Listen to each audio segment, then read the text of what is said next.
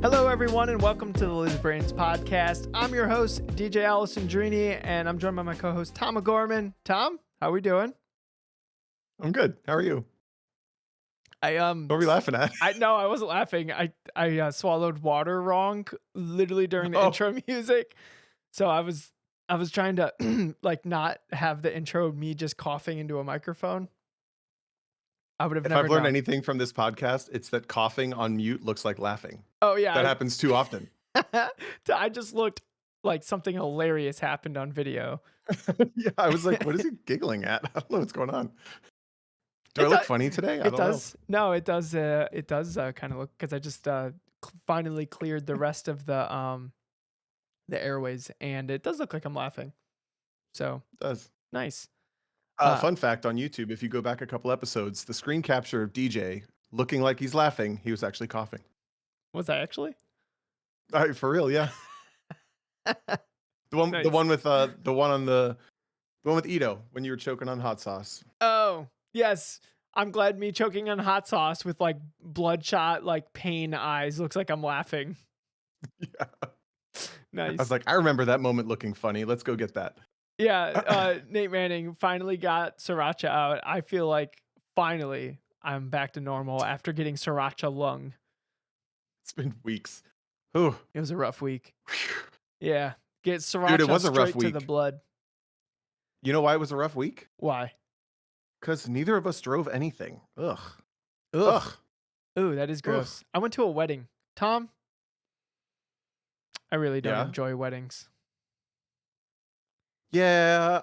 Well, when you say wedding, you don't even enjoy the reception, the music, the dancing, the people. What about It's that? Here's the thing. This is going to be the biggest I am about to sound so old. You ready for this? Yeah. I'm not much of like a dancer, surprise everyone. I know you probably wouldn't have guessed that, but I'm not much of a dancer. So I like the speeches and like the dinner and everyone's hanging out. Like I like that part. That's very enjoyable for me. Um and then even like mingling from table to table.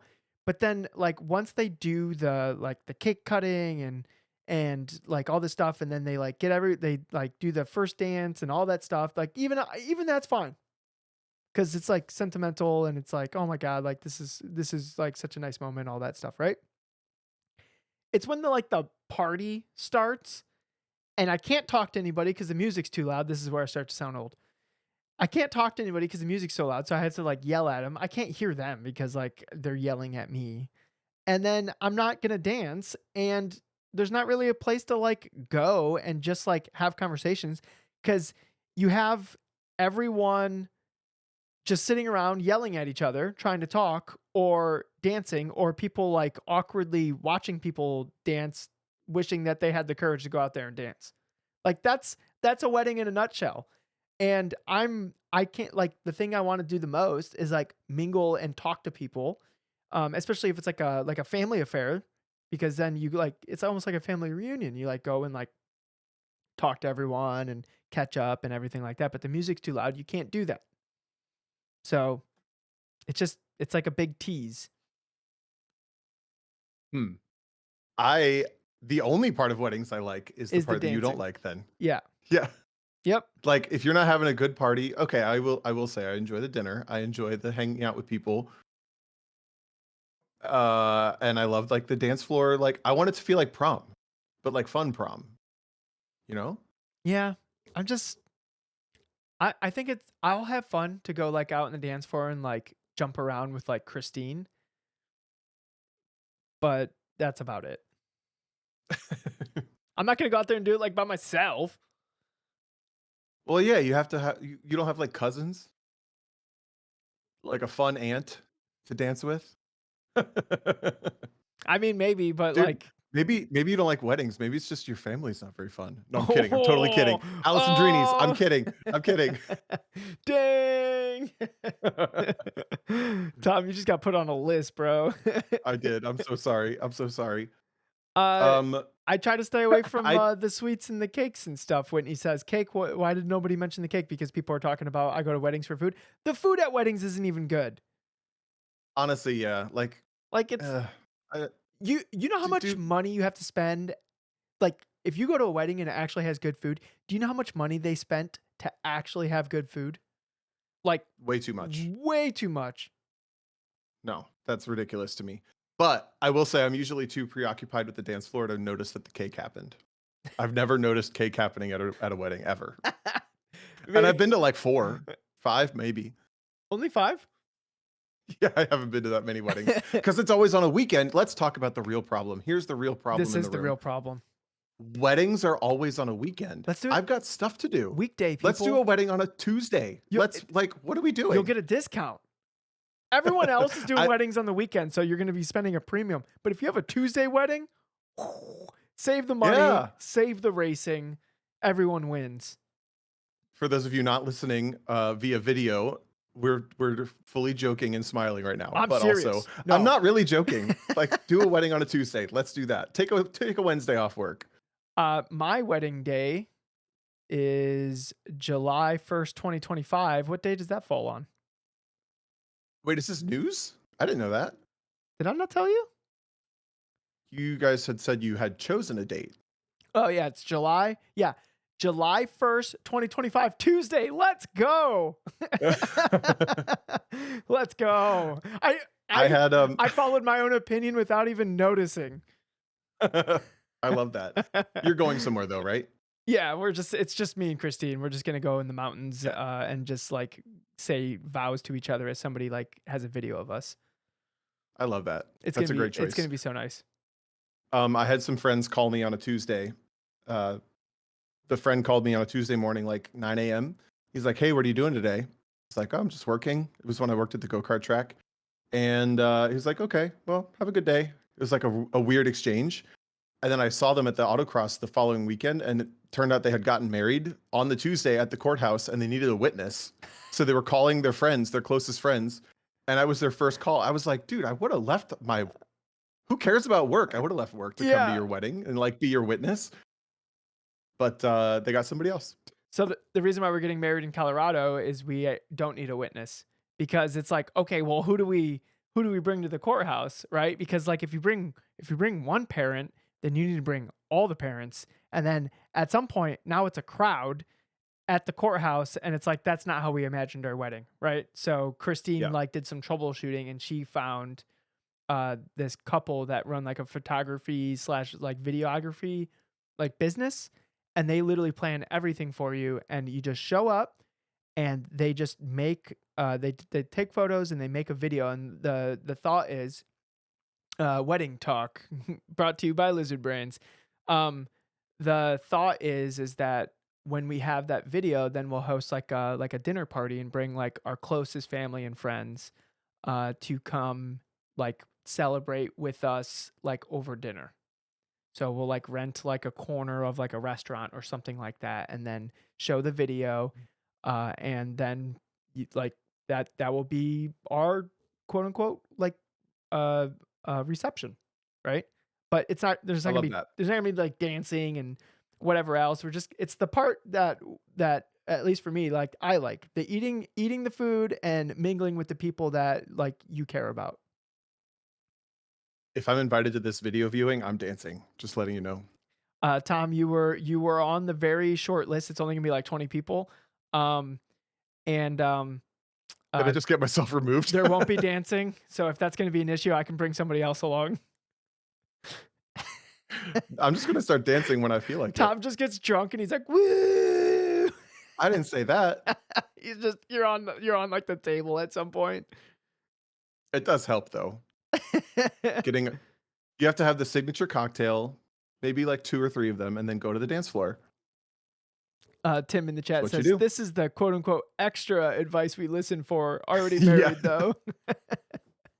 Hey, we fixed Pax's marriage. Pax is listening with us live. He shared his sagas with marriage through video games. We Yep. solved that one. Hey, We can solve yours too. Tom, Those are Brains Marriage Consulting. should we have like a relationships episode? No. You're like, absolutely not. You and Carlton can do that one. Yeah, let's be honest. Being a car guy, I am low on the totem pole when it comes to dating fruit. That's not how that goes. I am not desired in the dating pool because Dating fruit? I don't know where I was going with that, Tom. I'm a little frazzled. This is getting a little personal. I'm the last date I was on, it was going well. Okay, look. All right, story time with Carlton McCarguy. I was Wow. on this Okay. date and everything was going great. But then the worst thing that could happen, good for me, bad for her.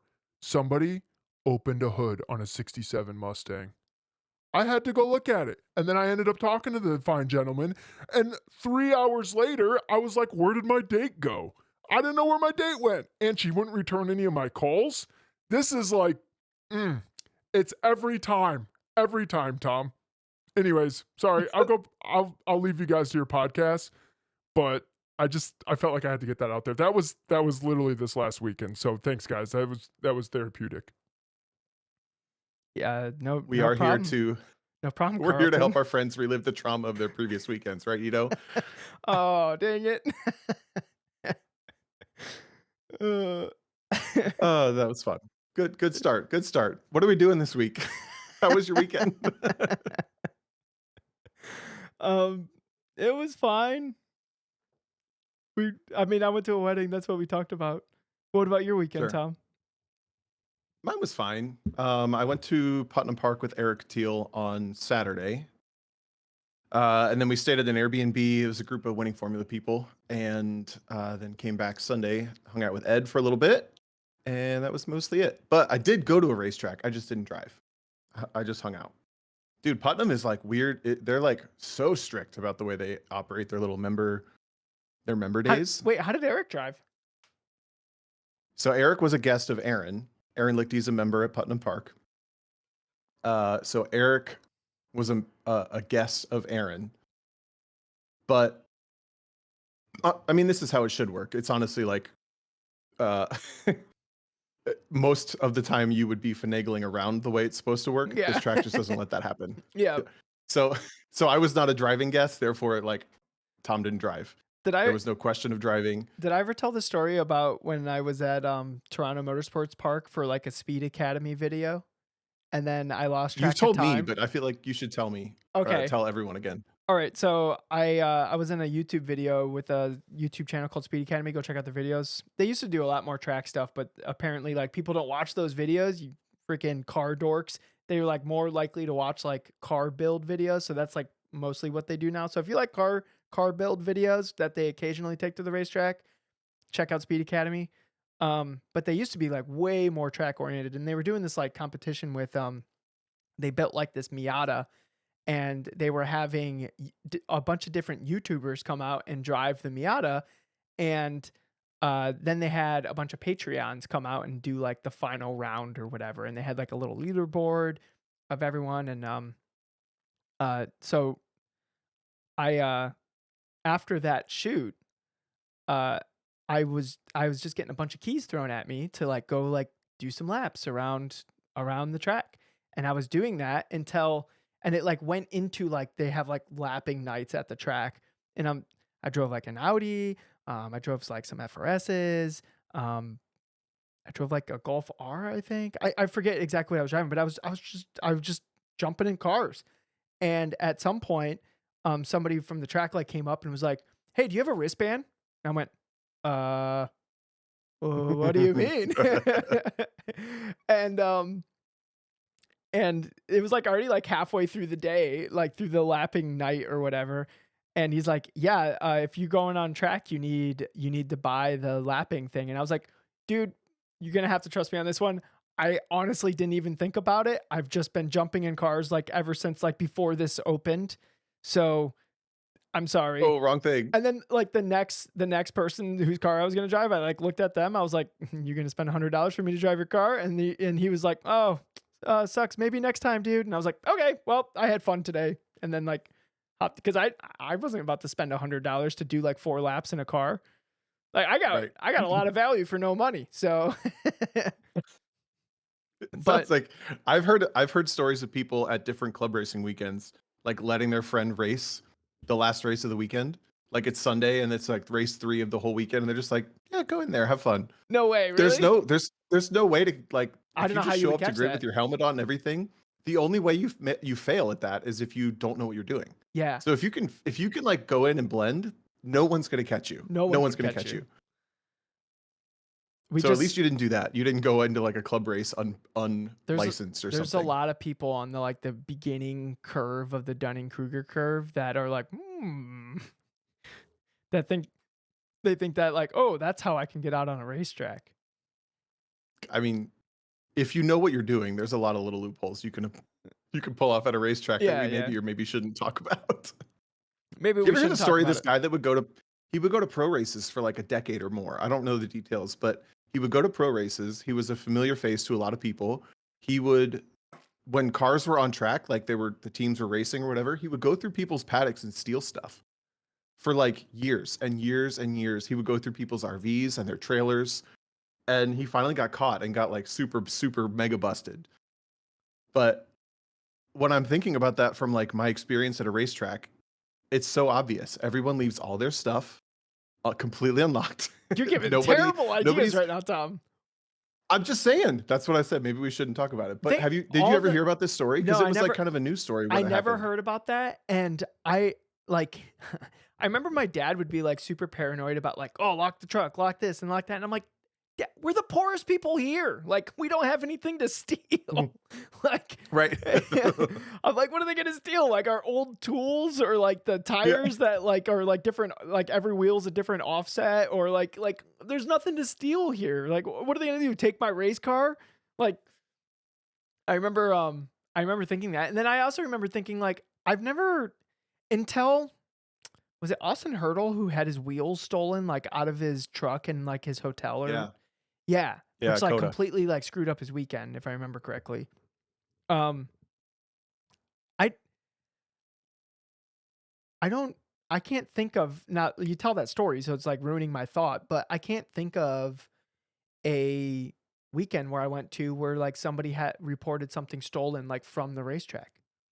Because I think in general, that community is so important to everyone. Even though there's a lot of enticing items that's like, that would sell for a pretty penny on Facebook Marketplace or whatever, right? The risk of being shunned by the community is like all the deterrent that you need for like a crime of opportunity. Totally. Also, all those people are like one of you, and like you wouldn't do that. But Yeah. But like to get into a racetrack, like if you didn't give any shits about that community and you just like confidently walked around like you like belonged. Yeah, absolutely. Okay. But of all the people you know, who would be most likely to be that person? What do you mean? I'm just kidding. Don't answer that. I Don't was answer like, that. what the heck? I just wanted to see. Be like, dude, No, I'm not gonna throw Zach Rubin under the bus like that, dude.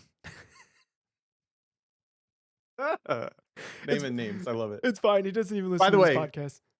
By the way, guys, we're on a streak of a couple of productive podcasts, so we just wanted to have fun this week. So this is probably mostly it, but we do have a couple things we might jump into. Anyway, I agree with you that obviously, like, it's such a unique little like window of society that everybody who's there works really hard to be there, spends so much money to be there. There's such a community and like trust built into just the existence of like once you clear the threshold of the racetrack gate, it's like a total safe space, complete space, Exactly. safe space Yeah. for your belongings, for your trust of somebody. You could be like, somebody be like, hey, this is my friend. And then all of a sudden you inherently trust them with your life, basically. You really do though. Yeah. Dude, I never thought about this. I think that's part of the reason why the track is so great. And it is just it's the safest of safe spaces. Like that doesn't happen at a bar or at a maybe it's kind of how everything works. Like if you were to be into horses or if you were to be into hockey, like once you clear the threshold of the area where you do the thing, it's fine and it's safe and everyone's great. But it's the only thing in my life that's like that, motorsports. Yeah. So Ivan Munoz says, well, basically he's like indicating like, what about like the spectators like at Grid Life events? I haven't heard of anything being stolen from like those events either. And there's 10,000 people there, and they'll be walking up and down the paddock the whole time. But like, what are they gonna do? Like, take a tire and then like roll it to their tent? Right. I mean, it's like maybe we shouldn't dissect how you could do it. I have my thoughts on how you would do it. All but right, podcast topic change. The perfect crime. the perfect crime. We're doing like Ocean's 11, Lizard Brains edition. Oh, Um, so Lena, I have had something stolen from an event before. It was a local autocross. It was not an SCCA region. I'm not going to call out the region or like the organization, but my scooter was stolen. oh no. Okay, but was it individual in any way, or was it like a scooter? It- Could have been an accident. That's what I'm getting at. It could have been an accident, but I posted on the Facebook group going like, "Hey, pretty positive this was an accident. Here's my scooter. There's many like it, and yours might look the same, but it's mine, and I'm missing it. And I really want my scooter back. It has sentimental value to me, and nobody chimed in and fessed up that they took the scooter, which is basically the same sucks. as stealing. That's super shitty. If anybody actually thinks about doing anything like this, you're horrible. Don't listen to us. We're not a part of this. But for the most part, I think it's more likely that stuff gets jumbled up or somebody takes something that they didn't notice was not theirs. Yes, I have heard of that actually. I think that is very because there's not that many different scooters, right? So, Right. David, They're all Best, kind of silver and black. takeaway here: if anything disappears this season, it was Tom. My crime spree is ruined. Oh. That's how Tom afforded such a nice fake plant in the background. It's real. I have to water it every Week 12 months. 12 months. Is it fake? It's fake. Yeah. Okay. I was like, that plant looks really green for what I understand of Tom O'Gorman. No shade. I like it.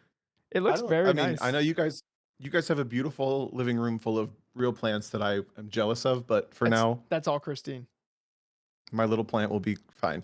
My good friend Chandler Rowe got me a plant for my apartment when I moved in, and I killed it like right away. Oh no, did you just forget about it? Yeah. Yeah. I've never had a plant before, a real one. Christine gave I don't me a succulent. I forget which kind it is, but they very rarely need water. And I remember about its existence like once every 4 months. It's flourishing, dude. It is killing it. So you just need a There you go. succulent if you want a single plant that will remind you that your existence is beneficial to something. I think I'll just get a dog. I'll skip plants. I'll go all the way. Oh, Or child. Should I adopt a child? That dog is doomed if you couldn't take care of a plant. Yeah. Adopt a child.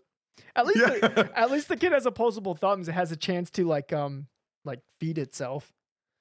Right. The dog has no chance. True. The dog. He'll be fine. Okay, so a couple things from this weekend that happened. Besides I didn't drive. Aaron got a C8 Corvette, and it's the first C8 Corvette that made me kind of want one. It looked And I pretty don't know if this is nice. a coincidence. I know, and I've seen a bunch of them now. Like somebody else was autocrossing a Z06 this weekend that looked really good, and somebody else was doing something that looked like really cool with the C8. Tom, are you getting old? I'm like, Are you getting Corvette? I don't know. age? I did this like a week of C8 Corvette stuff. Kind of Mm. weird, but the car does. Aaron's car looks really nice. He's like thinking that's going to be a new path for like a performance car that you can buy new and like modify just a little bit. Yeah. So I think Aaron should. that was kind of cool. Aaron, if you're listening to this, or if you know Aaron, you should send him this specific part of the podcast, especially since Ito is in the chat. Please go to some events and mess Ito up in a C8, because Ito has said multiple times that he doesn't think a C8 could beat his C6. He just said in the chat, do it. Aaron, he's calling your ass out. Do it, Aaron. Do it. Do it. Street GT C8. No, he's doing GLTC with it though. What? That's a wish, lie. I dude. made that up. That would be amazing. Yeah. It's like I just wanted to see if I could start something. how much okay, hold on. How much power does a Corvette make in the C8 variety? Like 500 horsepower. Is it about 500? Hold on, Ito. Z51 Ito. is I googled it earlier. I calculated. know it's It's like 500. like 492 or something. Gotcha. That's pretty quick. That would detune a lot. With bolt-ons, it's like 530-ish. Do you know if Aaron has any like power adders or is it just suspension and tires? No, his is orange. Must be extra nice. Yeah, it was pretty cool. Okay, so then also for our listeners who maybe haven't been to Putnam Park, first of all, Putnam Park is like one of my favorite club tracks. Have you been there yet? You haven't been there, right? No. Dude, okay, so it's like this. It's a pretty. I wouldn't call it podunk, but it's very clubby. It's very remote. It's like out way in the outskirts of Indianapolis in the fields, but it's been there for a while. And they're more recently made it a member track, and they started putting garages in, and they built this clubhouse. And I've never been in the clubhouse, but it's like a cinder block bunker basically. It looks like nothing. So then I walk inside of it. It was so cold this weekend. It was like 35 degrees. So I spent most of the day hiding inside watching racing instead of being outside in the track. But this clubhouse at Putnam is like worth the membership alone, in my opinion. It's like beautiful. I'm sending a picture in the chat, so you want to watch on video, you can see it. It's like a leather brown like wood lodge thing with like Whoa. tons of TVs. We were watching IndyCar, we were watching NASCAR, we were watching IMSA races. Like I just spent the whole day watching racing, basically, in Dude. this like private lodge. It looks And those brown chairs look so comfy. I might have fallen asleep in one of those. I was gonna say that looks like I could fall asleep in one. Yeah, it was great. It was great. So I highly recommend going to Putnam to drive, and also if you could afford a membership, let's go, and I'll be your guest Dude, anytime. That's like one of my life goals is to have a membership at a racetrack where you can just go like all the time. Yeah, it would be so fun. We got there at like 10. The day was, I don't know what time it started. It went till 5. No one was even in a hurry to go on track. No one went on track until like 11:30. No way. They really? did some laps. I swear to God, It was they did a open couple track laps for the whole time too. 100% open, and then it was like a lunch break from noon to 1. So they went out and they did a couple laps, and then they came in and parked, and we like went in and got lunch in this little clubhouse. We sat there for an hour having lunch, and then they were like, well, I guess we can go back out, and they all just meander back out. It was literally all Caymans and C8 Corvettes plus Eric and Emil's GLTC cars. Nice. It was like 8 or 9 cars for a member day. It looked great. That sounds lovely. Isn't there's like some kind of like motorsport club track opening up like near Columbus, isn't there? I forget what's out. I have forget heard that one of- was called.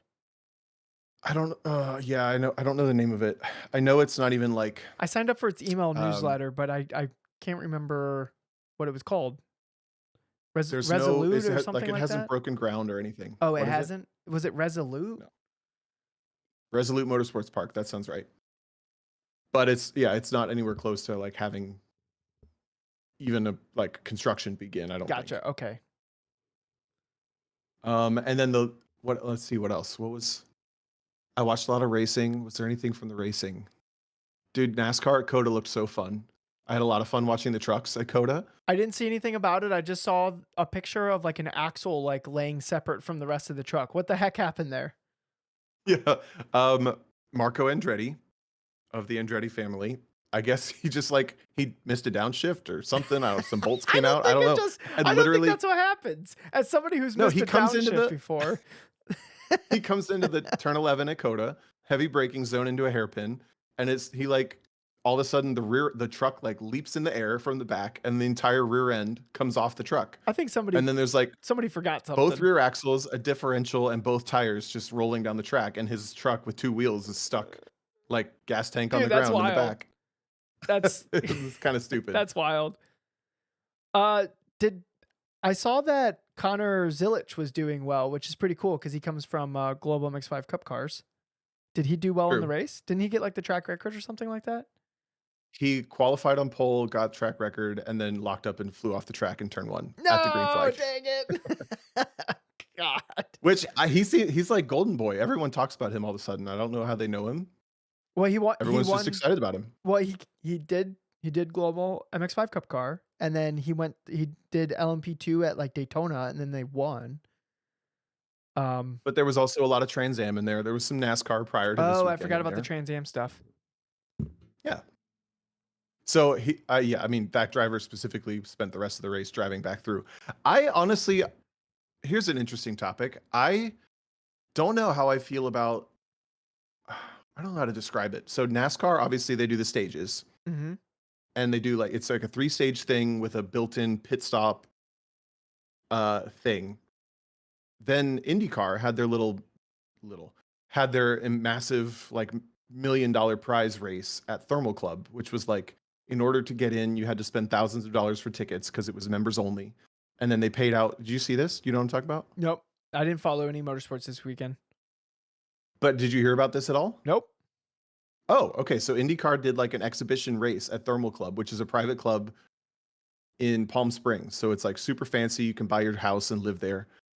The winner got $500,000. There was a total of like $2 million in prizes handed out.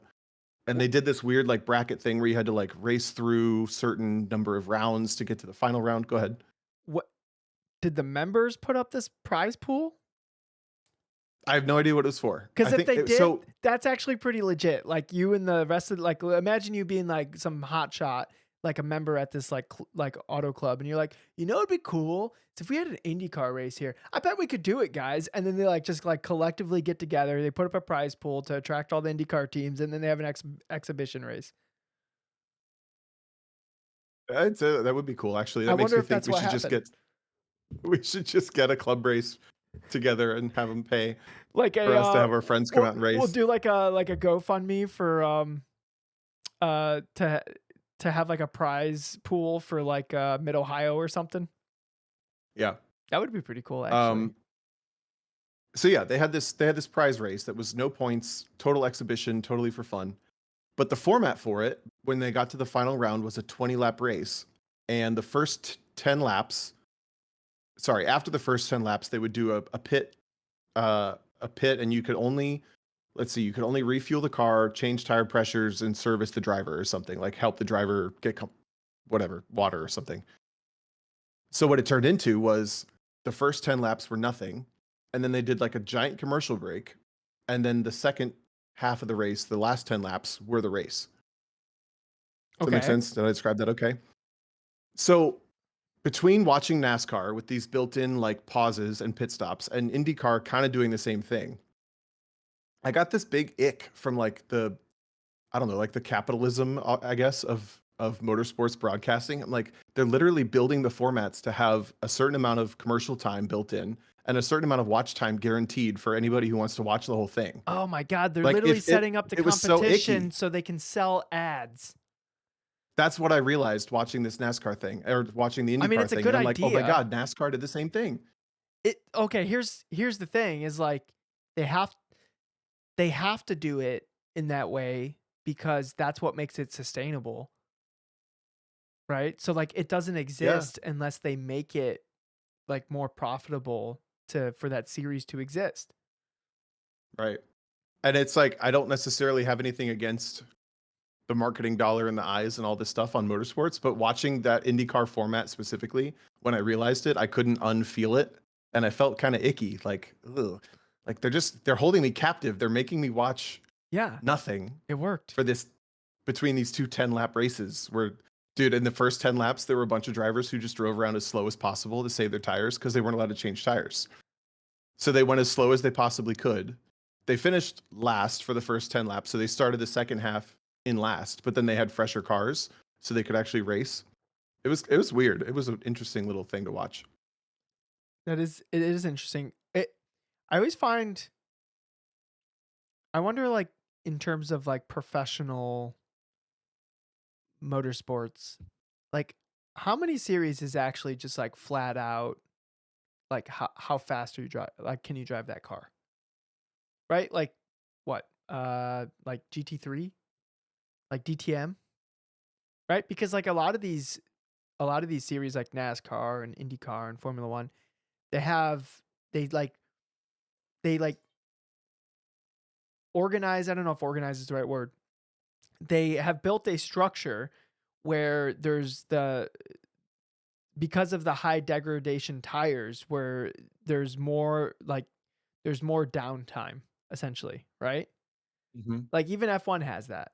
Um, and they don't even play. F1's bad They don't even for play that. commercials during it though. Like that's the thing. Is like they make it where it just goes on longer. I don't know why F1 does that. I don't know why they have high dag tires.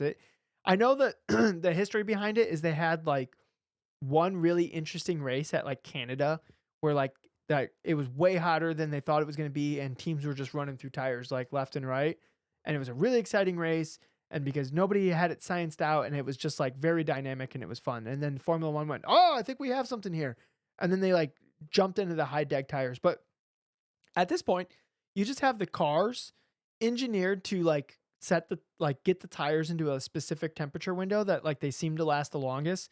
Like it's literally just like a play the tire game and they're driving 8, 9 seconds off pace just to like keep Yeah. these tires in like a condition that like and they're like hardly racing each other. Like that's why you see so many of the cars to like literally get out of the way of other cars to so because they're like, well, I can't overheat my tires because then I take like 2 laps out of them. And the strategy that the AI generation like computer algorithm has determined that I have to pit at lap 47 and that will be optimal for the strategy and I should be hitting these lap times with these tire temps and then like the driver at that point is just like this operator of the car, which Mhm. still takes skill to drive a car that accurately. But I know Ito. Ito's like, it's not AI. And I'm like, yeah, I know. I'm memeing over here, dude. Um, Yet. yet. Uh, okay, people will believe me. You're right. I'm sorry. As a podcast host, Tom, we have a responsibility to never goof and always tell the truth. How often have you gotten messages being like, "That thing you said, that's not right"? Never. You gotten those? Never? Oh, Never. shit, dude, I've gotten like 5 or 6 of them. That is because I'm never actually I did get some shit for I forget exactly why, but I left the I offended Sunday Cup because I talked about um I didn't include them into like the most welcoming community or something like that. And they are very welcoming. So that was a mistake on my end. So, but like we were just talking. Like it's fine to leave stuff out, people. We're humans, dang it. Yeah. Anyways, my human brain forgot what I was talking about. Oh yeah, Formula 1. Formula 1, the tire dag. Dude, I'm not a Formula 1 fan, so I didn't know this, but I was going to the COTA race every year for like 5 or 6 years, I would say. And I didn't know that they go that slow in the race. I literally didn't know that. So I watched qualifying and I was like, wow, that's really impressive how fast like the cars look crazy and like it's so impressive. It's an engineering marvel. And then the next day they started the race and they were doing like 9 seconds slower in the race. And it just looks like I they're was like, driving around.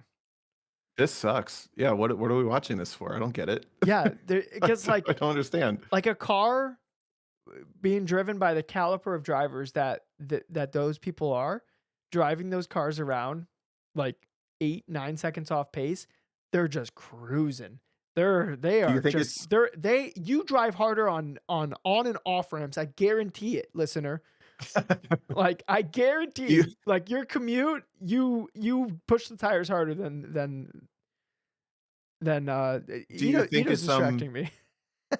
do you think it takes a specifically or as skilled a driver as those 20 drivers are to execute the job of, you know, make all the puzzle pieces fall into place with the strategy and all that, as it does to take somebody who can drive that fast? I think it does. I'm sure it Well, does. they kind of have to be able to do both, right? Because the driver matters a I'm lot in saying. quali, right? Yeah. And then in the race, I think you just have to be really accurate, like exactly how you're moving the weight around the car, exactly how much you can actually slip the tires as they start to degrade to like try to keep temperature into them. I think you have to be like super in tune with like what the car's doing and be super accurate. I just think from uh like a spectator standpoint, cars driving around at 8 seconds off pace is just not very entertaining. I agree. But I guess that's the difference in watching like an engineered machine do its job versus watching a driver be the fastest and best driver they can be. I think we see both of that in qualifying. I don't know. Like I said, I'm out of my depth at this point because I don't know. I don't follow Formula Yeah, One. gotcha. In qualifying, you can like see the cars are like they're like at the limit of adhesion. They're being driven. Like there's mistakes happening as they like miss an apex there or this or that or whatever. Um, and then in the race, it's just like you'll see them start to make mistakes as like the tires are nearing the end of their life because now they're actually like driving the car at the limit of adhesion. But before that, they're kind of just cruising. Okay, so last part about this weekend, we got this Airbnb. We meaning Aaron got this Airbnb from a friend who built a barn dominium kind of thing, like a mile from Putnam Park. So real quick, if you ever go to Putnam Park, you need an Airbnb. You should totally get this place because it's like amazing. It was like a giant space with like a race car on the wall and like a pool table right in the middle. I posted a picture of it too. With also has like a garage in the back that I didn't take a picture of because I kind of don't care. But it has like a semi truck level door that you can like pull around. I don't care because I don't have this stuff, right? But like you could pull a Class A RV bus with a toter and stacker like through the garage basically. So after the track day, we went to this house. We hung out for a little bit, got dinner, and then came back. And they were like determined to stay up and watch Formula One, which was at Australia this weekend, which was midnight, I think, race time. Something And like dude, I that. hit a wall at like 10 p.m., 10:30. I fell asleep. So I'm sleeping in the chair. They're playing pool and doing stuff, I guess. I don't know. And then they all come and turn the F1 race on. They're gonna watch it. So I wake up and I see that it's like the TV's on now. And I had taken my little nap, so I stayed up and watched the whole race. And they all fell asleep. They're all sleeping around. They all passed out. But I will say I watched the IndyCar racing, the NASCAR racing from Coda, the IndyCar racing, or sorry, You F1. watched so much. You watched like a year's So worth of much racing racing. for me. We also rewatched broadcasts of the Michelin Pilot Challenge race from Sebring. I think the Porsche races from Sebring, and then they're also put on. Oh, there's one more. One more. What was on this weekend? Trans Am at Road Atlanta. The most entertaining thing was NASCAR at Coda. Sorry. Yeah. Of the whole weekend, all those series I just rattled off. I would say IMSA was a very close second from Sebring. But I- it's like because NASCAR was the novelty, it was very, very interesting. Yeah. What about the MotoGP races, Tom? As Kevin said in the chat. I feel like MotoGP is this massive blind spot that if I got into it, I would love it so much, but I just never have. I I've think- heard I think I'm literally the never same heard a way. bad thing about it. I think I'm the same way. Like you have all the same stuff as Formula One, but like those vehicles are actually be like ringing. They're getting like driven at the limit like the whole time. From what I understand, I could be a big MotoGP doofus, but like, and also the not to take away from any of the race car drivers, but like the people riding those bikes are like freaking insane people. Like they're just so insane. To me, it's like so like you look at the ball sports like football, basketball, baseball, whatever, versus hockey. It's like if it came down to the skill set required, like I can walk, I can run, I can sort of throw a ball, I can sort of aim a ball. Dude, I can't even ice skate. I can't ice skate, let alone hold a stick while doing it and hit a puck and try to put it in a little goal. Like hockey to me is this other echelon of sport that I think is so incredible. That's what MotoGP is to me. Yeah. Do we have the same favorite sports ball? Hockey. Hockey? If I had to pick a sports ball, it would be hockey. If I had to pick one to watch, hockey I think is the most entertaining one to watch. 1,000%. I don't understand any of the mainstream sports. Did we just become best friends? Again? Again. Double best friends. Woo! Dude, I just noticed your shirt's cool with your trumpet on it. Oh, thanks. Yeah, Christine got me. It looks like you're going hiking with a trumpet. I can't remember if Christine got me this or her parents got me this. I think her parents got me this. Good It is shirt. nice. Thanks, Tom. Appreciate it. The trumpet's been Anytime. going well, by the way. Trumpet update. I think I'm getting better. I don't think I'm the worst person in the band anymore. Uh-oh, who is? Oh, I don't know. I don't want to call them out. every time you kick that door open, I'm gonna go for it. I just That's awesome. What did you change? Did you change anything? You're just No, I'm doing it. just practicing and just working on little weaknesses like as they come up and I think so like I have a couple different parts in the concert that's coming up where like I'm the only one that plays it. It's not a solo, but like it's almost like the band's having an argument and I'm like the other half of the argument, but in my section I'm the only one that plays it, right? Yep. And I think when I first started, I, I would have felt really exposed like playing these intricate parts that are kind of like an argument for like against the rest of my section, right? And I feel like perfectly fine with it.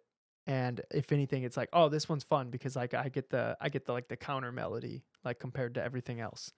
Um Yeah. and it's like I like reflect back like conversations we've had in this podcast before. It's like it's good to like take note of like where you are right now and like where you started to like see that the work that you're putting in, like where there's like actually progress happening. And I think about that like situations that I'll be in and be like, how would DJ a year ago handled this? And like I see like the progress because in music it's a little, I think it's a little tough to really understand your progress because it's not like you have a lap time, right? Yeah. Or like it's not even like we're competing, right?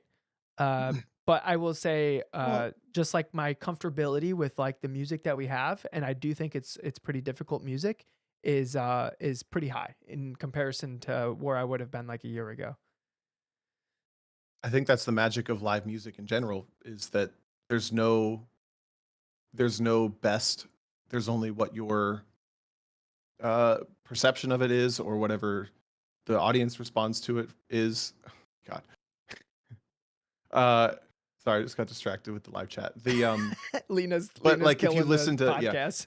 if you if you listen to a live version of a song, there are like there's there's no objectively best version of it. There's Yeah. only like the subjective measure of like maybe some people love this version from this year, or some people love this version from that year. So when you're like, I know I'm better at the trumpet, but I can't say why, like that's part of why it's so I think beautiful, I technically, guess, is like like technically I'm you like have the more skills to like, accurate.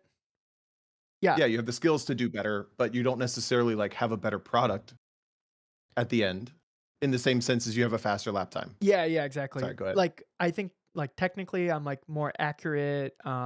Like my double tonguing and like triple tonguing and stuff like that is like way more accurate than it used to be.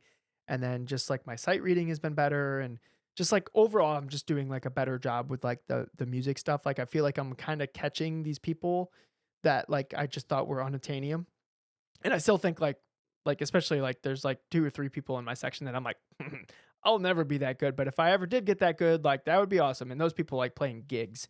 Like this is like a side hustle for them. They'll like playing gigs over the weekend, right? So um but like it's funny like the better I get at this and I've used the trumpet thing as to equate to like somebody figuring out the driving stuff before. And uh I find it's I actually love it so much. The better I'm getting at playing the trumpet, the more loose I am, the less tense I am as I'm playing. Um and because of like the looseness and the not being tense, I I have like more bandwidth to have my brain be doing other things than just purely focusing on like what's on the page like directly in front of me because like that's more automatic. Like those programs are more like subconscious like executables than they used to be, and that opens up bandwidth for other things. It's like literally the same as driving where um dumb. There's okay, only the video is gonna understand. Uh, Yep, leave but it for them. yep, there's somebody. Lena posted a. Oh, now you're describing it. You're supposed to leave it for the video people. Okay, fine. It's only video. Go check it out on YouTube. Um, links in the description. So it's like I'm noticing that these like I'm starting to have these like little sub executable like run in the background programs for the trumpet, and that used to only exist for me in driving. And it's like I'm like starting to notice those things in the trumpet. It's very encouraging, because you know there's parts of you that think like, well, maybe I can only have sub executables that open up bandwidth with my driving. instead of like these other things that I'm doing. But I'm noticing it with the trumpet, which is really fun, and it like encouraged me to practice. It's like it's almost like a little bit of a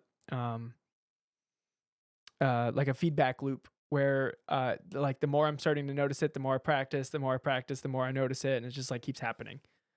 So yeah, trumpet update.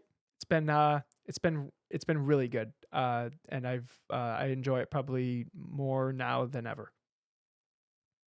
It's awesome. Hey, high five. There you Woo! go. I'd still love to come to one of the concerts or something if I could. I just don't know when. You're not gonna be able to come to this next one. That's true. Yep. Very true. I'll be working. Do we want to talk about the thing that we're doing? Eventually. Not Okay. today. Eventually we'll talk about the I thing was that we're doing. wondering if we should properly do some emails and stuff. Yeah, let's You do think? that. Yeah, for sure. I think don't know we've that- kind of neglected the emails. I don't have anything else from this week or this weekend or thoughts or things. Do you? Oh, I gave since I'm missing my nephew's birthdays because I'm racing a Corvette at CMP with GLTC. I think that's the first time I brought it up on the podcast. That's something that I'm doing. Surprise. Woo! It's Jacob's car, if you know Jacob with the yellow C5. And so I'm missing his birthday, and I told my sister, I was like, hey, I'm not gonna make it your kid's birthday, and she's like, don't tell me, tell him. And then I went to Colton, I was like, hey, I'm not gonna be able to be at your birthday party. And he looked at me with like the biggest like like saddest eyes. He's like, oh no, why? And I'm just like, oh Jesus, there's literally not a good answer for this. I'm like, Yes, there is. I'm gonna go race a car and you can watch me on TV. Is that cool? And he goes, I guess. Like, he was so bummed that I wasn't gonna be at his birthday party. I was like, oh no, I broke this kid's heart. Like, Jesus Christ. I like put it in the perspective. Tom, if I had children, I don't think I could race cars. Because like the guilt that I would have, like leaving them to go do my selfish thing would be like awful. I would feel awful. Well, they would go. Maybe, I don't know if they, like, because if they go and have zero fun and it's like, and it's really hard, like it would be really hard on Christine, like wrangling them around like a paddock the whole time. Like that's me being even more selfish, right? Yeah, I guess it's age dependent, but I feel like I watch. I hope it's appropriate to say a name specifically, but like Emil's family, for example, and the way they come to the track, and his wife is there, and his daughters are there, and they're having just as much fun as I imagine they could anywhere. Not because it's the racetrack, but because it's somewhere they can have fun. I think Maybe. that's really, really special. The only thing that would suck is if you're like Chris Adams' kids and everyone, all of your kids like Jeremy Swenson's car better than your car. That would suck. That would, you know I'm what? just kidding. Might have to find a new family at that point. That's a real story, by the way. That's really funny to me.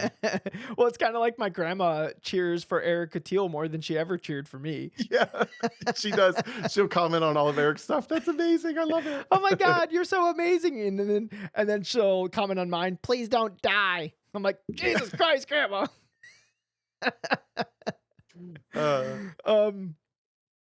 Anyways, so I went because I was in Michigan for that wedding. I gave him a Lego go-kart, which was far too complicated because it was like a Technic set, but I don't know how kids work. Like I was just like, he'll love this.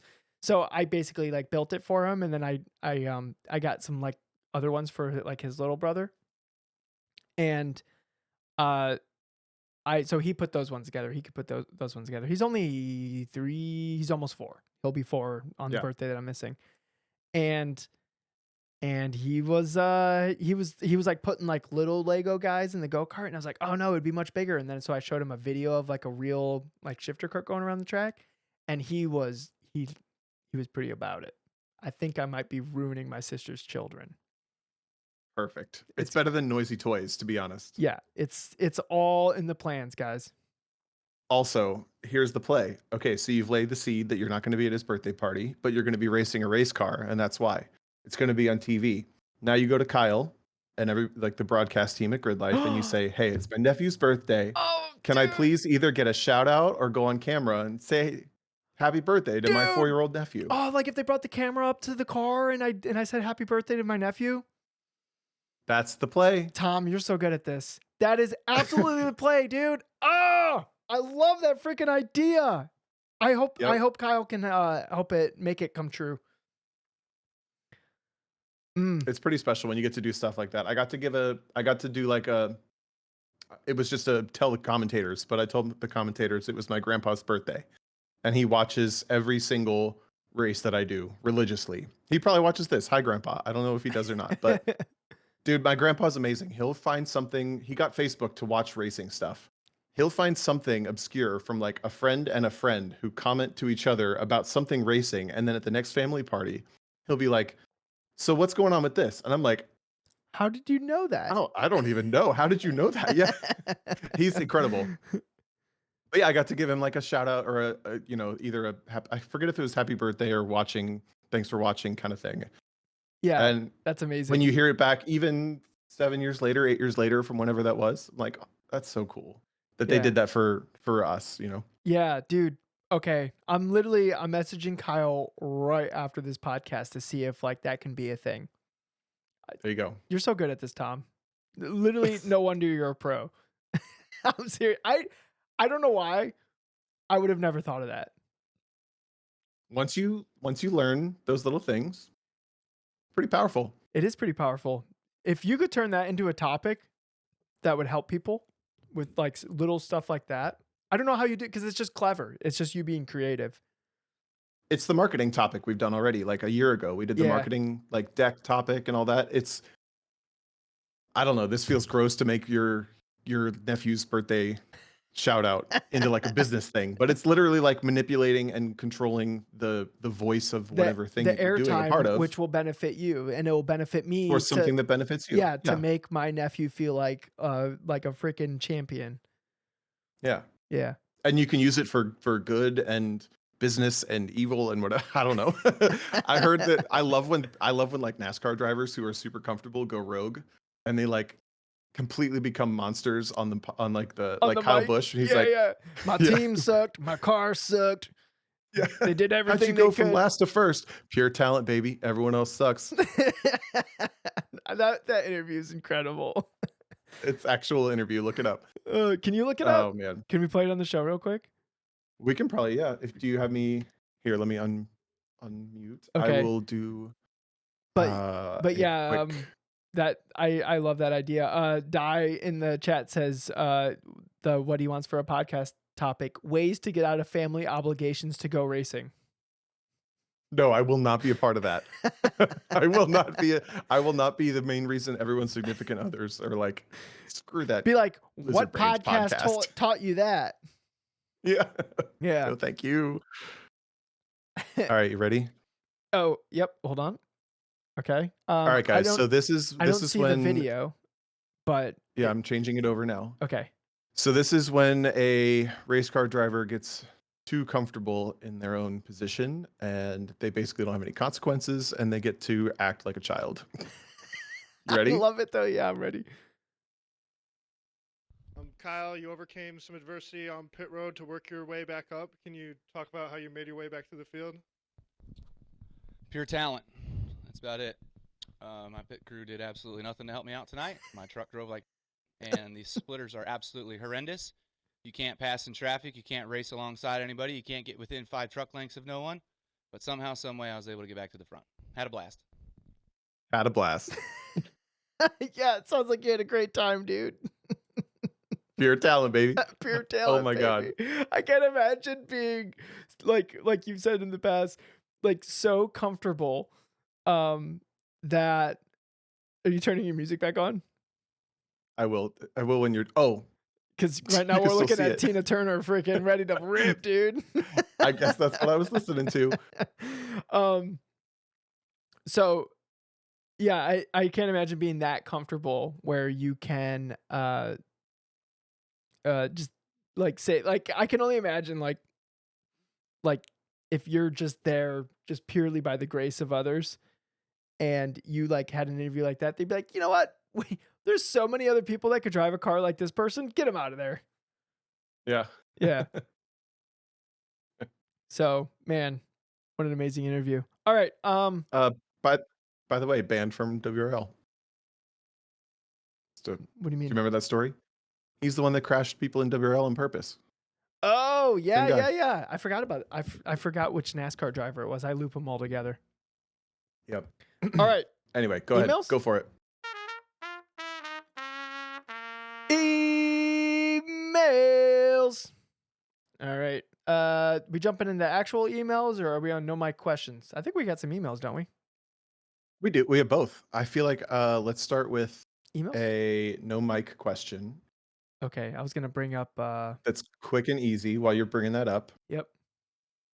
This is from Discord user JN2K108.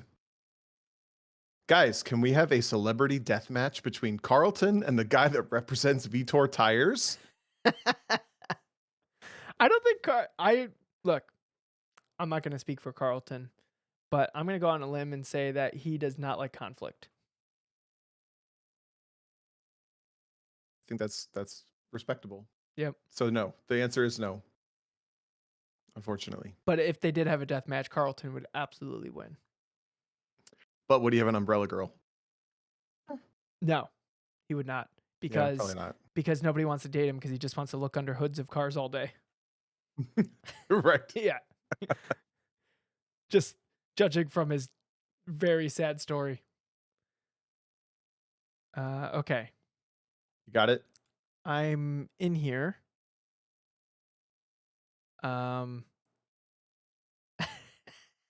Okay. Okay, what question are we at? I haven't organized this inbox in a while. My dad's. Okay. Joe O'Gorman writes in, hey guys, the topic is trail breaking and spinning. It says, hey guys, catching up on podcasts as we head home from a road trip. The discussion of trail breaking from Jody's question was interesting. By the way, this was sent in on February 17th. So, do you remember Jody's question?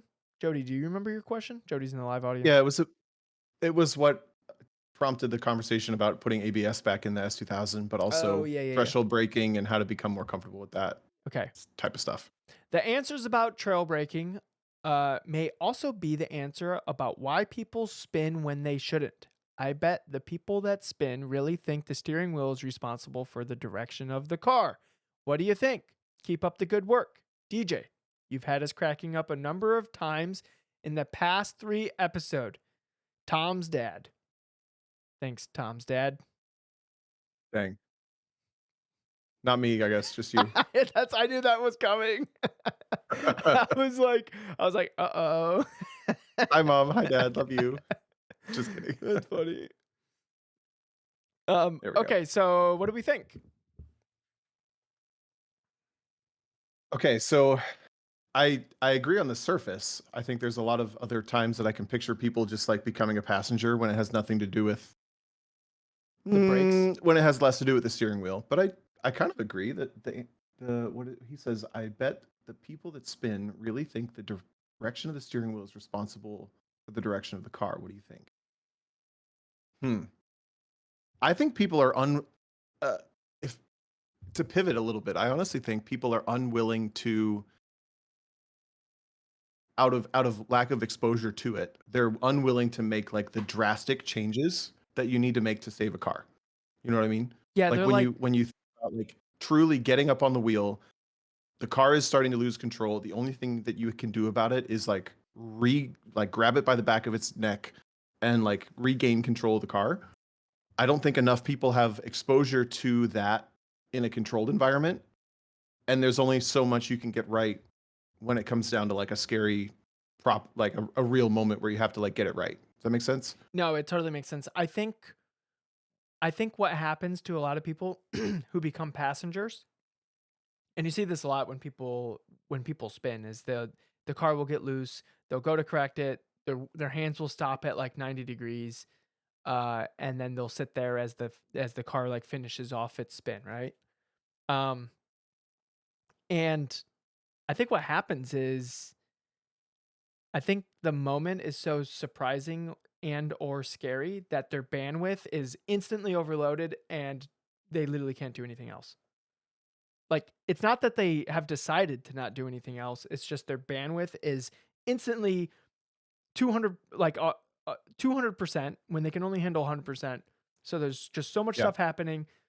There's so many things running through their brain that is not oriented to just driving the car and having like the platform underneath you where they just freeze. Yeah.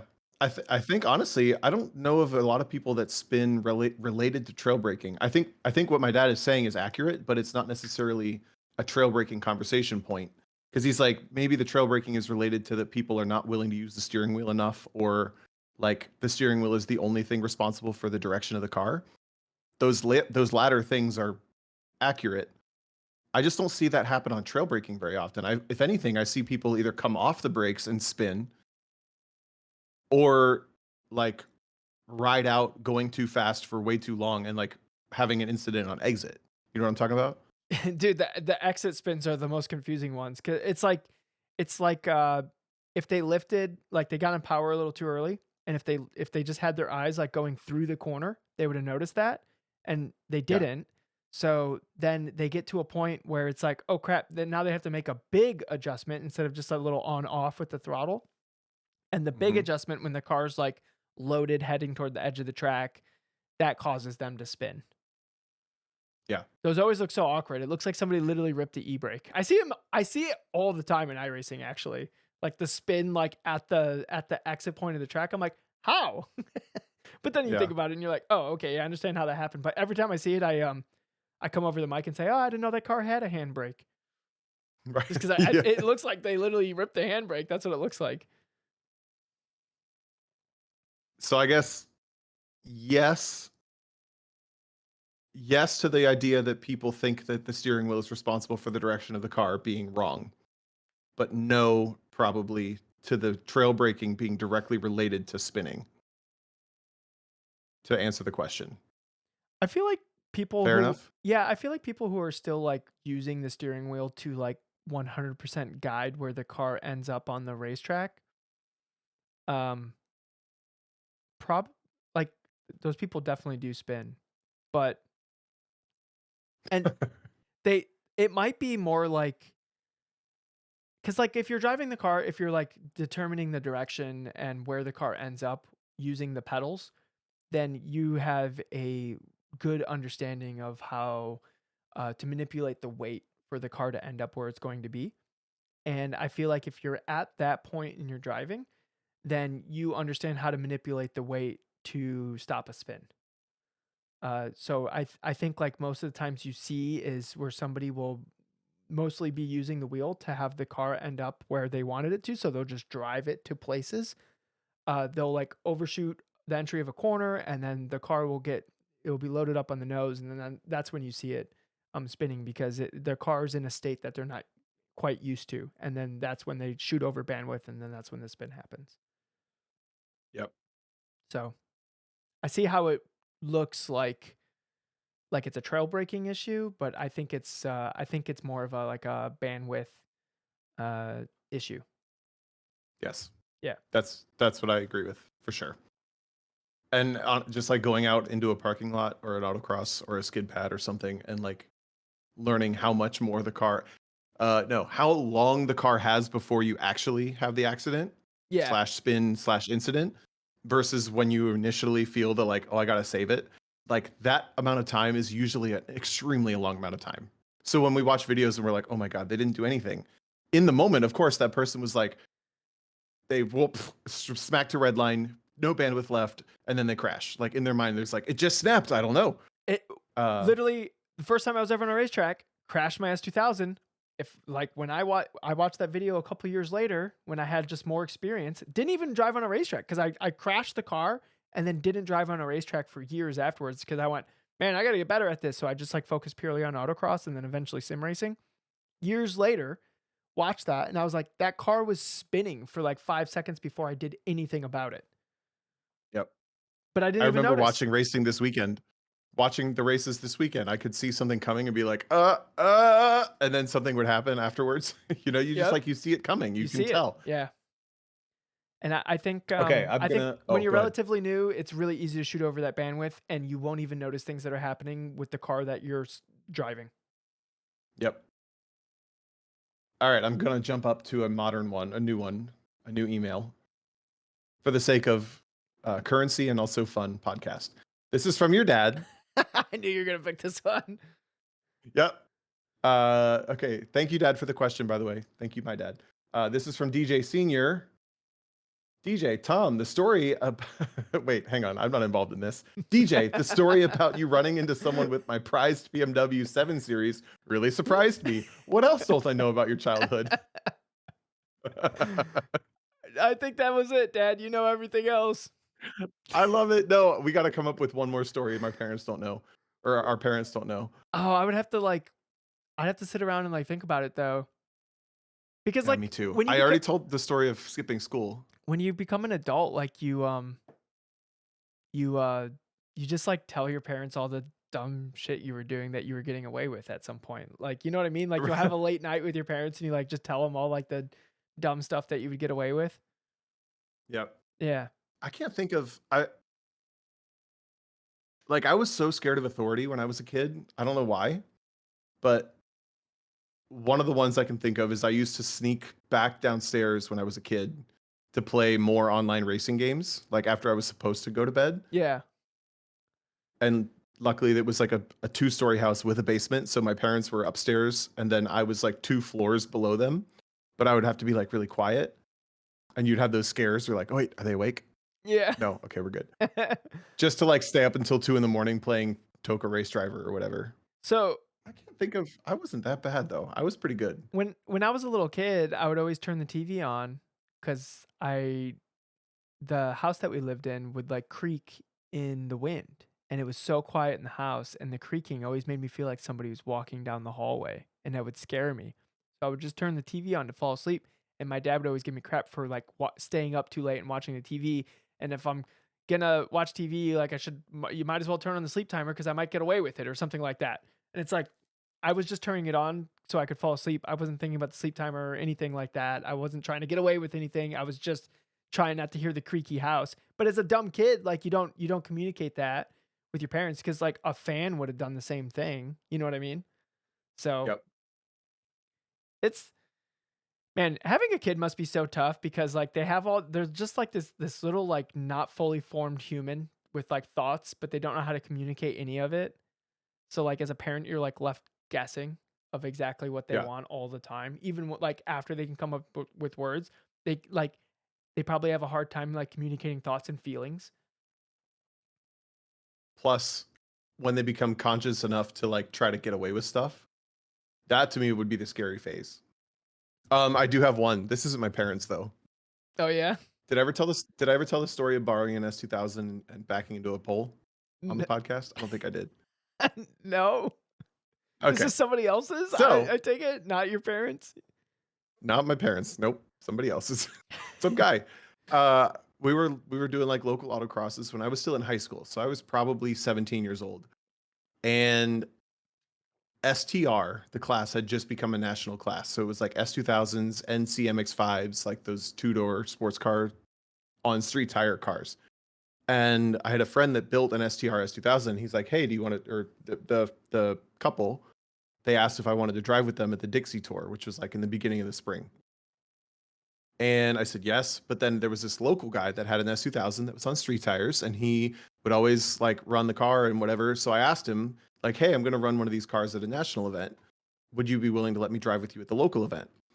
And this kid went to college at Miami University of Dayton, or Miami Oxford. Yeah. So he's also a kid. He's got to be less than 23 years old, right? Yeah, it's not like he has a bunch of disposable income.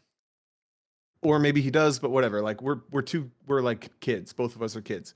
And he goes, well, I can't go to that day, that local autocross, but you can come borrow my car if you want. And I was like, oh, Oh yeah. okay, really? And the way it worked out is the only way that I could borrow it is if I come up on the Thursday, take his car, leave him with my car. And then I had the S2000 for Friday, Saturday, Sunday, and then I would return it on Monday. Was your car that little red Civic? Yeah. Yeah. Nice. Okay. Or maybe my blue Civic at the time, but regardless, it was a little Civic. So this guy loans me his car, not for a day for an autocross. He loans it for like a weekend to a 17-year-old kid. Dude, that's actually And kind of wild thinking about that. it's crazy. That's what I was like, this story, I got to tell this story. So I take it to high school on Friday, and I'm like, I have this Oh badass my S2000 in the God. parking Tom's like, lot. I'm the coolest I'm so person here. proud of it. Yeah. And I'm driving my friends around. Like, I didn't do anything dumb. I was very, like I said, very afraid of authority. I didn't want to get in trouble. So I was well behaved. We hung out on Friday with it, but then Sunday I go to the autocross it by myself. Everything goes great. Monday, I'm returning the car with my friend in the car, and I have to pull into his like dorm building, which is like one of those community houses with like a big like shared parking lot and some poles in it and stuff. And I have to like do kind of a tight turnaround, and I'm doing my turnaround, backing up, and I back straight into one of the telephone poles in the With parking him in lot. the car. With another friend in the car. Oh, So I have a gotcha. witness, but not the owner of the car. The owner has no idea. And I'm immediately just like, I'm like melting down. I'm so mortified that this happened. I'm sure that the whole back end of the car is like Just- folded in half and everything. Yeah. Yeah. Meanwhile, I'm doing like 2 miles an hour. So my friend gets out first, and he goes around the back and looks at the car, and he's like, dude, there's nothing. There's nothing there. And I get out and I come around the back. Like you There's couldn't not a even mark hold on on. this car. You couldn't even look. You're like, I can't look. Tell me how bad it is. Yeah. Yeah. And I cover, and he's not lying. There's like literally nothing on the car. So I decided I'm going to park it. I'm going to go give him the keys, and I'm not going to tell him.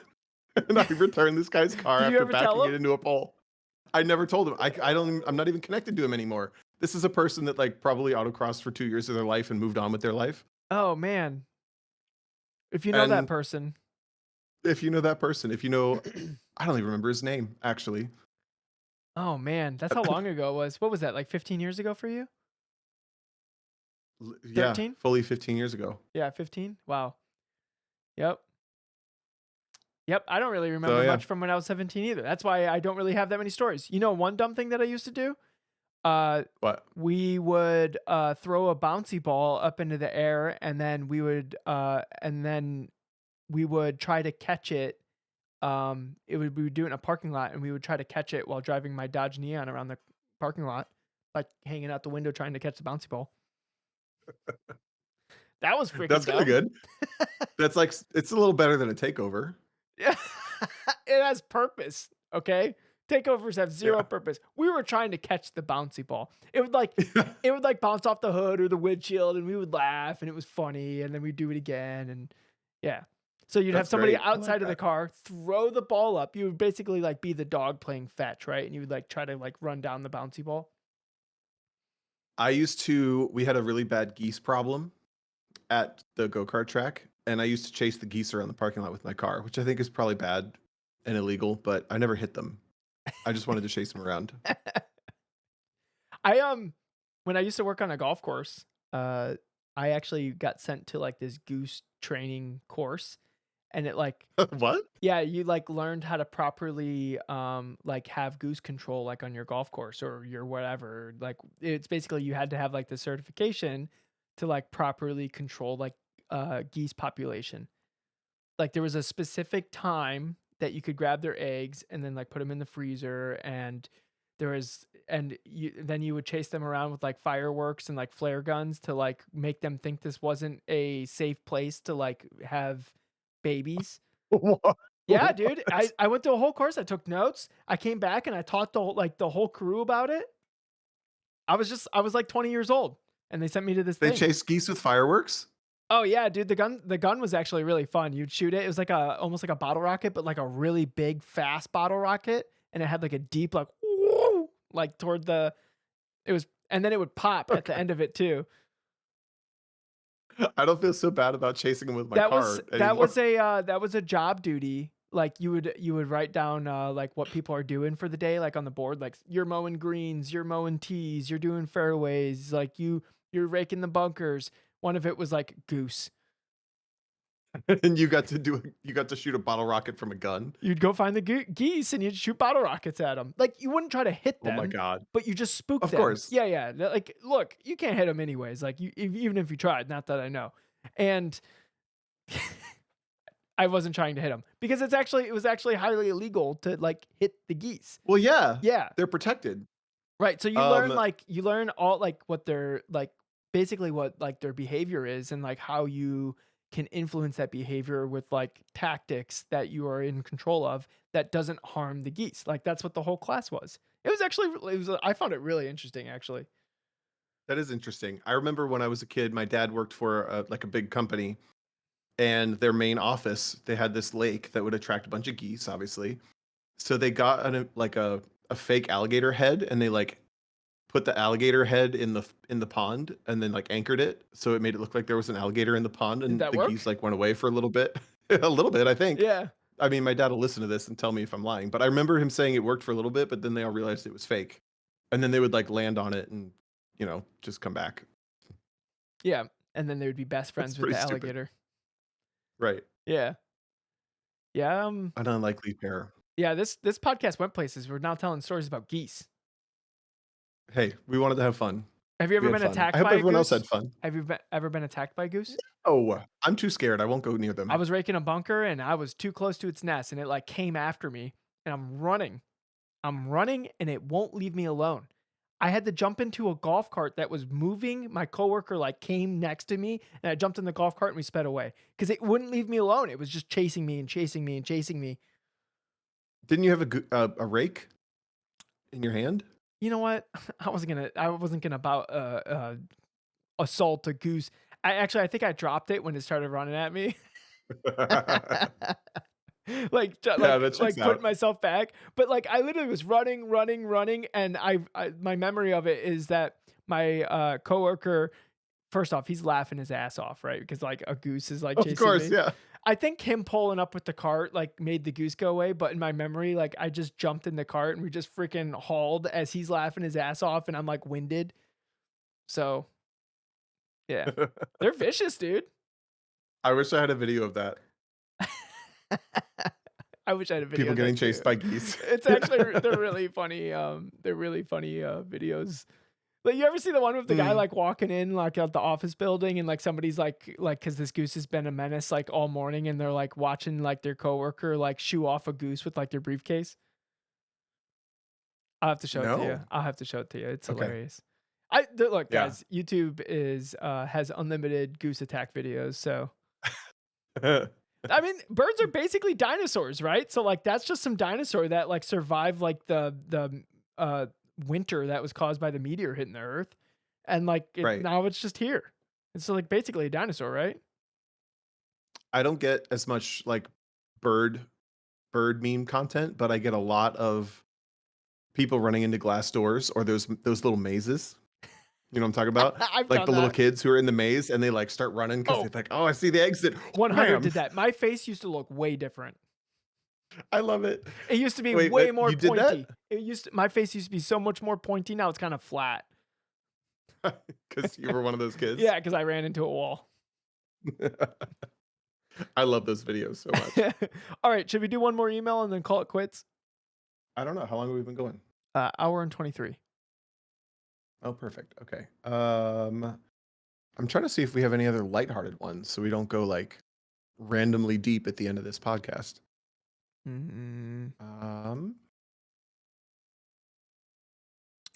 We have David Best this in the email. audience, and we have an email from him. So this, I don't know if he's been on track since he sent in this email, but maybe he could check in with us as we're reading it. He can Where are like you- he can where are you type seeing his. that? It was sent March 1st. Okay, go for it. I can't find it. But go for it. David hasn't went to the track yet. David, you know what? We're gonna read your email when's your first track experience, because it would be cool to read this email and then check in with you of what your thoughts are. Because his email is about sim racing and like how he thinks it applies is going to apply the racetrack, and I want to see if he's right or not. Got it. So no, not do that one. Next month. Excuse me. So I mean, this one's okay. Maybe we can finish off with that dude Adams from Discord. yeah, sure. All right. So he sent this in. It says, Tom and DJ, first off, thanks for the podcast. It was mentioned to me by a friend I find your episodes very insightful and also easily relatable, which is what I find intriguing. Because I have zero track experience in a car, but am, by your definition, a car guy. Is there any part of either of you that wants to learn more about a technical or mechanical end of the sport, or are we strictly drivers here? Maybe that's what makes your podcast so intriguing. I personally have an obsession with learning how things work, how to fix or maintain it, and then how to use it. It's a full circle thing to me. I'm curious where you guys draw the line. Love your hair. Hope you win. I would say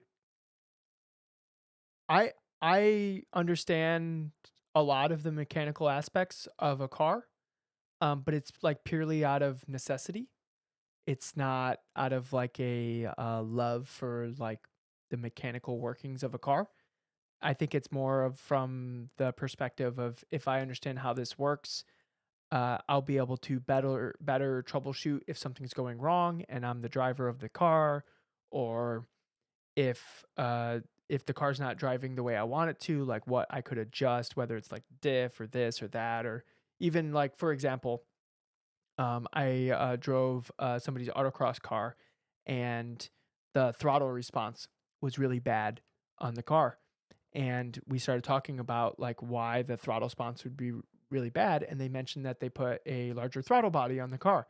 And I know that a throttle body can ruin the throttle response feel of that car. So I mentioned that, hey, maybe, maybe you could get like a better tune that will help that throttle body, or maybe you just go back to other throttle body, because whatever horsepower you're getting that, you're losing whatever time due to how like uncontrollable the throttle modulation is on the car, right?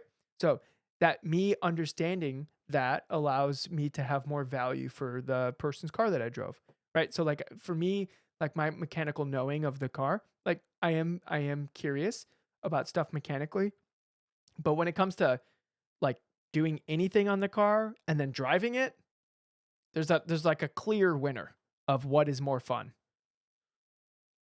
It's driving it, in case you didn't catch that. Yeah. Plot twist. It's the driving. It's the driving. I would say I'm further removed from that in that I do not find the car interesting basically in any way at all. For better or for worse, usually for worse. I just am not interested in how it works. I don't really care. The only thing that I care about is being able to do the best job that I can as a driver, which inherently includes a car. And I would say the car, the higher level you go, the more important it is in the equation. Like I think most of the time the car is somewhere closer to like 70 to 80% of the equation when you get to the higher levels. So my exposure to what I know of the car is specifically related to performance. I'm not that proud or happy with where my knowledge is of like engineering a race car. Like you hear these stories of this pro guy that can like I have a good this butt. pro guy can, yeah, this pro guy, he came in, he drove our car, and he just knew exactly. He did 2 laps. He came in, he said, I want 2 clicks of rebound in the front. And he went back out and said it's the best it's ever been. Those types of stories are really intimidating to me because I would never do that. I don't think I could ever just drive the car and say it needs 2 clicks of rebound in the front, go back out and like, that there's like an embellishment to that in my mind. There has to be. No, that's what I'm saying. I think there's like almost like a dramatization of like those types of stories. But I do think it's accurate because you hear them often enough. I would love to be that kind of person that could hone in so specifically, but I think it takes a knowledge of that type of car That helps beyond obviously. what we can do. Yeah, Like yeah. if it's a Cayman GT4, it's a Cayman GT4. If it's a insert car here, it's that. I don't think anybody's doing that with a GLTC car, with an SCCA club car, with an autocross car, with anything like that. And that's where I'm like, that's the realm that I live in, and I don't care. I don't care about how it works. Like, make it good. Meaning, don't like cobble the stuff together, and then we'll make the package good and we'll do it. But I don't find the function of a car interesting. I would rather walk away from when a hood goes up than walk towards. I do think that the workings of them is interesting. But I just, when people just start like talking about facts about cars, and especially like the history of a car or this or that, like that's 100% where you lose me. And Yeah. that's like those hood up conversations, right? It's like, oh yeah, in 2008 they stopped making the ones with the independent throttle bodies, and then in 2009 they went to the single throttle body, and it's all that stuff. I'm just like, Yeah. literally none of that matters to me. Like, but like understanding like how an engine, like engine intakes have like frequencies where like a torque dip can happen because like the resonances of the air like fight each other and stuff like that. Like that stuff's kind of interesting because like it's kind of cool physics and stuff like that. And I might nerd out to something like that. But like the inner workings of the history of a car or the trims of a car or whatever of a car, like that's like the car guy stuff that I'm talking about. Like mechanical engineering and like clever details of how something works. Yeah, I'll be pretty pumped about that. Like for instance, Mazda's Skyactiv G engines uh have like the same fuel combustion that like Formula engines have. That's cool as shit as Formula 1 engines. It's like they combust like a diesel where it just compresses the air so much that it like ignites like everywhere instead of just where the spark plug is. So it's like way more efficient and you get more power. It's super cool. Yeah, I appreciate knowing that. And then I go, okay, I know that. That's interesting. And then I walk away. Like Yep. it's But like I wouldn't like I going to like a car meet and like talking about like the different ignition like platforms of different cars or Oh, whatever. dude, what if you went to a car meet with your stock Mazda 3? You get a stock Mazda 3 or And then whatever engine that I thing you tell said. people about the combustion. And then you put your fold up chair. Wait, here we go. You put your fold up chair, and then you sit like this next to the car. Yep. This is a visual bit now. And then when people come up, you go, it's like a Formula 1 car. And then if they act interested, It's like it's got the same compression ratio as a Formula 1 car. And that means that when it compresses, it's like a diesel. It hits it so hard that it just explodes. And then other people would be like, oh wow, that's really cool. yeah, it's well because compressed air heats up. Obviously, come on. Right. Yeah, Unless you turn it upside down, then it's really cold when you spray it at people. yeah. Well, no, because that's compressed air losing pressure, which is an endothermic reaction. I lost Tom. It's like That was a good joke, I thought. that's how like AC units and stuff work. Is you have like the Freon or whatever inside and it's compressed and then then it loses pressure and then it goes through the radiator thing that the air blows by. Then you have air conditioning. Nothing. I'm glad somebody else knows how air conditioning works, and I know how race cars drive. See, I'm a big believer that people should stick to the thing that they're an expert at. yeah, How about that? I am not an HVAC expert. I could have got that wrong, but I'm pretty sure that's how it works. Right. But like, I'll find And things. even if I got it wrong, I'm going to assert it as truth on my podcast. I'll find things like that interesting, and a lot of stuff that's in cars will like be part of that, but that doesn't necessarily like sometimes people will accuse me wrongly of being a car guy. It's no. I think engineering and physics is interesting. Gotcha. Just I'm defending Yeah, I guess I myself. will say, I don't know where my line is. I guess I'm not intrigued about cars ever, but when we had like the Motons that were on the S2000s, Andes were the same make and model of Moton that mine were, but they were valved differently. Excuse me. And I found it very interesting the effect that had on the way the cars drove, and like doing the kind of deductive reasoning about how one might be better than the other for different applications. That I found that very interesting, but that's like a practical application for the part in my job of driving them, you know? Yeah. I guess I don't feel like it's my responsibility to know how those things work. But I guess if I had more interest in it, I probably could learn how they work. In a perfect world, I would learn how they work, and I would be a double threat. I don't know. Triple threat, Tom. You already got the double. What's the double? You can drive a car fast and you never have helmet hair. I don't know how you compete against that. I don't know how you compete against that. Right. You were like, And then I could engineer a race car too. Oh my god. You got the hair, But I guess like the in my engineering mind, and the driving. in my mind, this is a weird entitled perspective probably, but in my mind, if I come off and I say like, or if I'm in a car and I say this is what it's going on, like this is what's happening, this is what I feel, I would love to be able to say it's the shock valving. The shock valving needs this. But more often than not, there should be an engineer involved that can like I don't know. That's such a not grassroots answer, but that's like where I feel like it needs to be. There needs to be a professional that can do that because I'm the professional at what I'm Driving? doing. Yeah. If I'm trying to like learn both, I'm going to get worse at both of them somehow. Well, like I don't know. It's a well, weird thing. civilization, when everyone had to be a jack of all trades, stayed very stagnant for thousands of years. And then once agriculture got to the point where not everyone had to fend for themselves involving food, but you could just have a smaller population provide the food for the rest of civilization, then you started to have the need for specialization to be like a contributing member of society. And then that's when society and the technology in society like started increasing rapidly, right? And then Right. it's like an exponential curve. Like it went all the way to the industrial revolution and then it just took off. And now we're like in the silicone revolution or whatever you would call it, information age, whatever. And it's just like an exponential curve. Like so like the more we specialize in whatever specific thing, then the like the farther society goes. Now, I don't think racing cars adds to society at all. We're just having a great time, but there is something to like specialization, even like on a race team. If this person is purely putting all their effort into this specialty, then they'll probably be able to offer more, assuming that the communication is good. Um, Yeah. like throughout the team, then you that person will be more proficient at that task. So maybe the ultimate answer to this question that went on for way too long is DJ and I are both interested in how the machine affects the task at hand, which is driving. Yep.